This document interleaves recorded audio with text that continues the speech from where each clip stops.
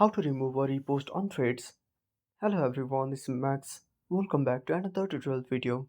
So let's start without wasting any time. Also make sure to watch this video till the end. So before starting the video, make sure to update threads to the latest version. After updating, open up the threads application. Now wait for the application to load.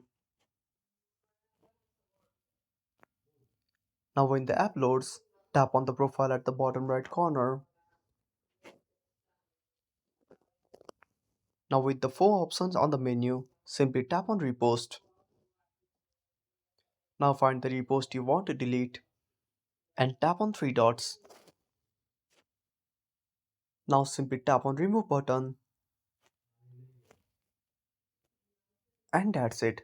Thanks for watching. Make sure to subscribe our channel and hit the bell icon. See you in the next video.